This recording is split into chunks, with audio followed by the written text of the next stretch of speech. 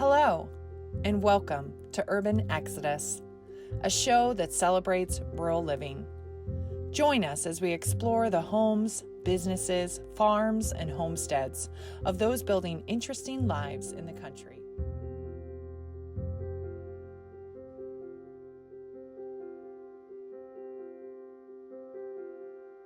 My name is Annemarie Ahearn, and I moved to Maine in 2009 onto my family's farm, which was once a sheep farm and is now our home and my business, and I run a cooking school called Saltwater Farm.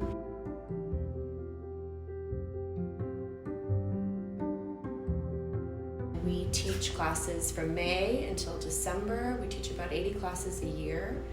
And our focus is teaching home cooks how to become more confident in their own kitchens. So we try to make recipes that are not intimidating to people. We try to be super resourceful. We try to get people to cook instinctively so that they're relying less on recipes. We've started teaching classes abroad, which is an exciting development. And I've also written 2 cookbooks. One is called Full Moon Suppers at Saltwater Farm, and it is recipes from over 100 dinners that we've done right here in this room on the evening of a full moon. And the second book is called Modern Country Cooking, which comes out this April, and it is really a reflection of the work that we do at the cooking school.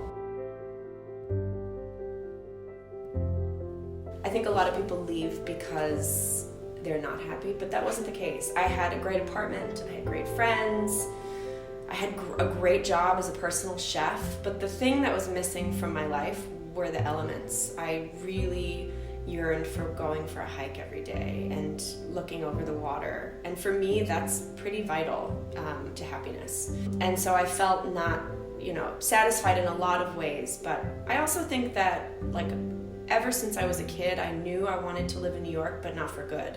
Something in me needed to get back to the country, nature. I think it was like a gut decision, and usually those are the best kind. I love the shifting seasons. I love that our lives and emotions and routine changes so dramatically every couple of months, because it always feels new. Each time it feels new and exciting. It's a completely different place in the winter than it is in any other time of year. So much of the growth in the fields is frozen. So it's like this awakening of the senses in the winter, and it's so quiet some days. In the summertime, you have so much happening in the fields and it just feels like there's so much stimulus. But in the winter, it becomes so quiet and so still. And a lot of people, that's why a lot of, I think, artists and writers come up here in the winter, is because they are truly alone with their thoughts, and it's a productive time. There's very few distractions. When I went to culinary school in New York City at the Institute of Culinary Education, I loved the educational component of learning about food. I didn't have designs on opening a restaurant, which ultimately I did but I really loved learning about food, and I admired the instructors who were walking food encyclopedias, and that's what I aspired to become.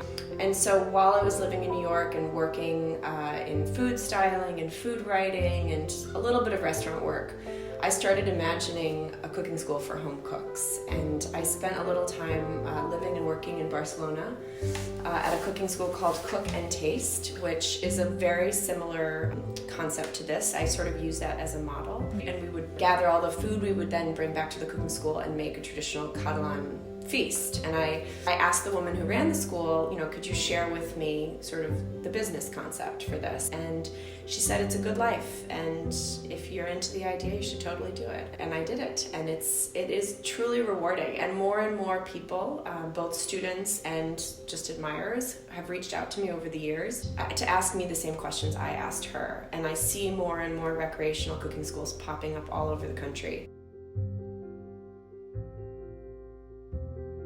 Three things immediately jump to mind. The first is being accepted in a small New England community and being an outsider. Mainers are particularly fierce about their resistance to change and newness. And I faced that both as an individual, and then when I opened a restaurant, my staff who had moved here to be part of the restaurant faced that as well. And that was tough. That was really tough and really heartbreaking, because all of us, and the staff wasn't entirely made up of imports, but we desperately wanted the community to love what we were doing. And based on the fact that it was a new idea and the faces were new to the community, the reaction was not great. We stuck it out, and after about 2 years, we were accepted by the community, even loved by the community, but it was not an instantaneous rather. So that was really tough. The other hard part was being single. I've always done better in a relationship than being on my own. I like to bounce ideas off of somebody. I like to have somebody in the bed with me at night. That felt like an eternal search. And of course, like everybody said, it happened when I was least expecting it, but that part was hard. There was a point where I had sort of thrown the cards in, and I said, that's it. Like, I'm gonna be single. I mean, if I wanna have kids, I'm gonna have to do it on my own. And then right after that is when I met my husband. So that was really, really hard. And then the other one, which sort of ties into the first thing, is the realization that opening a small business in Maine, the place that I love so deeply, is a lot harder than I thought it was. And how if, there's only one audience for your work because the numbers aren't here. And it's part of why we love this place. There's not that many people that live here, which makes it beautiful and quiet and sort of unique, but it also makes it really tough to succeed in running a small business. And I think over the course of like 10 years, it starts to look like a dream, but even at 5, it's still in a tremendous struggle. I started with flyers and hosting my mom's friends, but it's come a long way from that. People now fly from all over the country, sometimes the world, to come to our cooking classes, and I never would have imagined that when I started. It's like the ultimate compliment. First of all, most of my clientele are women. Most of them are women who are about to retire or who have just retired. It's a wonderful, at first I wanted to be more relevant to my cohort, and I still am. We still have lots of folks my age that take the classes, but predominantly the clientele are older, and I have really come to embrace that particular group of women and men, but mostly women. They're people who have worked really hard their entire lives, a lot of them in hospitals or for the government, and they're finally at a point where they are giving something to themselves, and it feels like a privilege to be a part of that. In the name of full transparency, my husband works remotely, and it is really wonderful to have one of us working remotely and getting paid by someone from out of state and the other one all in Maine. It sort of helps balance things out and sort of diversifies in a way our income streams, which is important. A lot of people in Maine have multiple jobs, which is another way to do it. But it's a hustle for sure in order to sort of put enough work together that looks something like a traditional annual salary, especially in a place where the weather's so extreme like this. And just be realistic, really realistic about what is achievable and what isn't, given the restraints of your location. And more in the age of the internet, I think that is a good secondary source of income. If there's a way to tie online sales or some sort of recurring revenue into your model that may be brick and mortar, your chances of success are much greater. I think that a lot of people are afraid to leave the city because they're worried the work isn't there, and that's why working remotely can be a real asset, particularly as a bridge in the beginning. And that way you can sort of survey the landscape of the new place that you're living and take your time figuring out what makes sense if you want to pursue a business there, rather than sort of jumping into something without knowing the community, without having seen just the seasonal flow.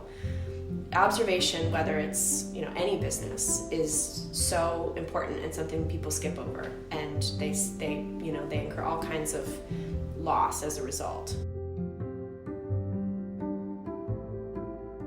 I don't don't think I knew what community was when I lived in New York. And that's not to say it doesn't exist. We have friends who live there and they are part of an urban community. For me, community is like just to paint a portrait, is a day in January where somebody sort of impromptu says, everybody come over for brunch, and we're all, our hair's a mess and we're in our slippers, because everyone brings slippers here when they go to someone else's house in the winter, and we're just drinking coffee and eating leftovers from the night before. And that community is like not feeling like you have to put on something to go be with the people you love. It's just that it's like one big household or something like that, Community is also emotional safety, having people that you can depend on in hard times of loss. Also, for me, community is having generations of family members in the same place, which we feel really lucky. Both of my parents and my husband's parents live nearby, and particularly having a daughter, to have our parents here is huge. I'm so close with both of my parents, my sister, and my friends that becoming my own person took longer for me. And a big part of that was just the life experience of being here in Maine. But I've definitely, experienced things here that have really honed who I am. And in New York, it was just a lot of hustle and a lot of professional development and exposure. This life here feels like a completely different set of experiences, and one that feels more grounded to me. I have this vision of like me, maybe it's the Italian family in me, but me like sitting at the head of a table with my husband on the other end, and like all of these people on either side of the table, and just like sort of chaos and conversation and like lots of wine and food, and me just feeling completely relaxed. And in my 20s and even in my early 30s, like I couldn't relax. I always felt the need to do more, to the point where it was dizzying and made me realize that like some things are good enough and that there's more to life than like drive. And eventually I just wanted to like sit at the head of that table, be completely relaxed. And I'm not there completely, but I'm much closer now than I was. Our kid growing up here, it just feels like the ultimate privilege, based solely on the fact that nature is all around us. We live at the bottom of a ski hill, there's a million hikes, she's out on the lake swimming all summer, she's on boats in the salt water, looking at islands, looking at a full sky of stars. She points out the moon every single day. It feels like fairy tale, it really does.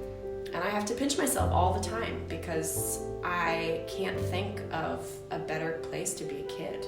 Yeah, the life that we've built here is full. It's really full. It feels complete.